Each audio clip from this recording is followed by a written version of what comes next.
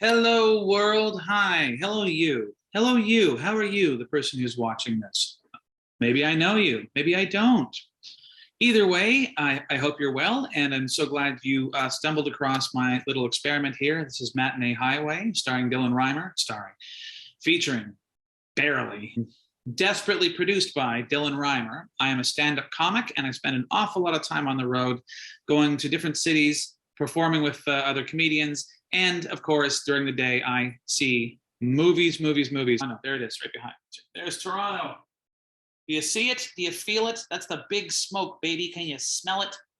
But during the day, I don't do comedy. I go to the movies. And today, I saw a few movies. I got really lucky. I saw two excellent movies. The first one I saw was Lamb, which I'm going to do in another review, which you may have already watched. And the other is a horror movie that I've been curious about for some time, called The Night House, starring Rebecca Hall, who is an actor I wasn't familiar with until I saw a movie called Christine, not the John Carpenter. No, wait. Yeah, John Carpenter? The one about the car, the Stephen King one. Not that, although I do like that movie a lot. No, Christine was a movie about a true story about a news anchor who shot herself in the head on television. And which could be just a simple shock headline enough basis for a movie, but Rebecca Hall really brought something to the character. I recommend that. Actually, go to Black Dog Video, where I work when I'm not doing comedy in Vancouver, and rent Christine. It's great. But we're not talking about that. We're talking about The Night House, which I was very excited to go see because it's my favorite kind of horror movie, and we are of course going into the spooky territory. Actually, maybe I'll put this one out around Halloween because this is appropriate. This is the best horror movie I've seen in a really long time. It's my favorite kind of horror movie, which is a haunted house movie. My favorite horror movie of all time being The Changeling, starring George C. Scott, from the early, I think it's 1980, maybe 81. Anyway, filmed in Victoria and Vancouver, and it's terrific. What I love about haunted house movies, when they're done well, is when there's an uncertainty as to whether there actually is a ghost, a spooky ghost, or a poltergeist, or what have you, or whether the protagonist is losing their mind. And this movie really, even by the end of it, I'll be honest, even by the end of it, now that I'm thinking back on how the events unfolded, I'm still not sure. I'm still not sure if this is an actual supernatural haunting or just somebody slowly fucking losing their mind following a terrible tragedy. Rebecca, if you don't want spoilers, not you, Rebecca. If there's a Rebecca watching, well, that's cool. It's very random because there's probably only 16 viewers at this point. And if one of them's called Rebecca, then then give me a like, Rebecca. Anyway, and tell me in the comments, what's your favorite thing about being named Rebecca? And who's your favorite Rebecca? Mine is Rebecca Romaine Stamos. No, that's not true. It's Rebecca Hall. I just said that. Anyway, Rebecca Hall's character is a woman who is just recovering from a very immediate tragedy. Is that the right word? Basically, her husband killed himself last week. And so that's where she's at mentally. And her friends don't quite know how to deal with her, and she doesn't quite know how to deal with the world. And obviously she's processing this terrible tragedy, and she lives alone in a house that was literally designed and built by her former husband. It's not a divorce. It's a divorce from the fucking world. Well, anyway, whatever. She's a widow. So her dead husband, her dead hubby, her rotting and decaying hubby, blew his brains out in a boat. Sounds like Tom Waits lyrics. He blew his brains out in a boat. He blew his brains out in a boat. He hadn't noticed it that Rebecca was watching. Anyway, and there's a lot of unanswered questions. And as she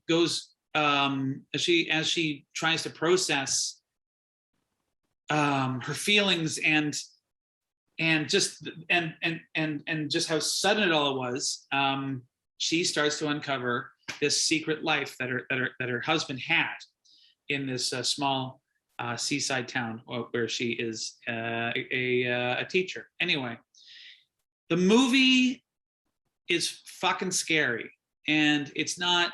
I mean, it's not scary in a dumb way. It's scary in like a psychological way. I will say there's a couple of like jump scares, but they're not cheap. It's just I don't like it whenever there's like a loud anything. Like when a motorcycle drives by, I'm like, ugh! Like just ask my girlfriend, she'll fucking tell you. I'm a total wuss. So there are moments where the volume suddenly jumps up, but they're not cheap jump scares. They're actually really well done jump scares. And weird stuff starts happening around this house, and you're never quite sure if it's an hallucination or whether she is really encountering menacing forces from the other side. And there's not much more to say about it, except that it's creative, it's interesting. It really plays with the dream world a lot, and not in that cheap way where she wakes up like, it was a dream. No, it's there was actually one moment that it didn't just scare me. It actually fucked with my head in a serious way, and I think you'll know it. But yeah, there's a moment where she comes out of a dream, and it is so jarring and so frightening and so fucked up that it almost triggered an acid flashback from this guy right here, you know. And I am a wuss. I just told you I was a wuss. The performances are great. Of course, Rebecca Hall is terrific in everything. I don't know why she's not getting more love in Hollywood. So maybe this will be her big break. Or maybe if she's watching this, she would find that incredibly condescending coming from a Canadian stand-up comic who literally talks about masturbation for a living. That's what paid for this delicious $8 wine. What a bouquet. And what I love of blah, blah, blah. Well, that wine's really doing its job. What I loved about the movie is it presents characters and plot elements that you think are going to wind up being cliche and aren't. There is a neighbor character who I was like, oh, please don't do XYZ. And the movie did not do XYZ. It did FEL. Norman Fell. I don't know if you get my point. It's unpredictable. The movie is unpredictable. And honestly, it is the best horror movie I've seen in a really long time. Hopefully October gives it a bit of a boost.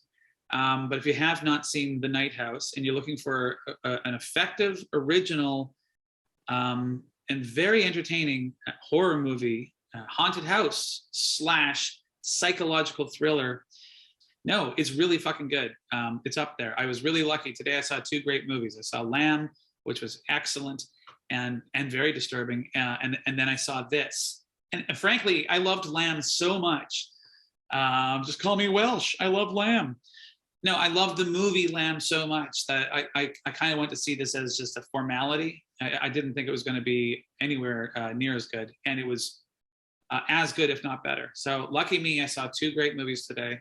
The movie is The Night House. It's still in theaters. It'll probably be on streaming services, but fuck streaming services. Come down to Black Dog Video on Commercial Drive in Vancouver and rent The Night House. And if you're in Kingston on October 13th, 14th, 15th, and 16th,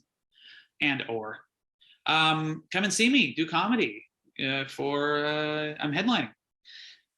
Pardon me, I'm burping. That's fizzy wine. That's not right, is it? Anyway, yes, I will be at Absolute Comedy in Kingston from October 13th through 16th. And then if you're in Ottawa the following week, I am recording an album at Absolute Comedy in Ottawa, October Thursday, Friday, Saturday. I believe it's the 22nd, 23rd, and 24th, but I'm doing calendar math in my head, and I've never been good. I failed calendar math. I had to go to summer school for calendar math. He's bad at calendar math. That's an old song called Calendar Girl that nobody remembers, and I'm ashamed that I even tried to squeeze it into the end of this review. Anyway, come see me do comedy, and also go see Rebecca Hall, the terrific Rebecca Hall, in The Night House. That is all for Toronto. I will be heading to Kingston as of tomorrow. So I say thank you to all the lovely people who came to see me do comedy here in T-Dot, and all the great friends I got to hang out with. And I will see you guys, well, in the future. This is Dylan Reimer signing up for this edition of Matinee Highway, and I will see you on the side of the road. Bye-bye. There's nothing. There is nothing.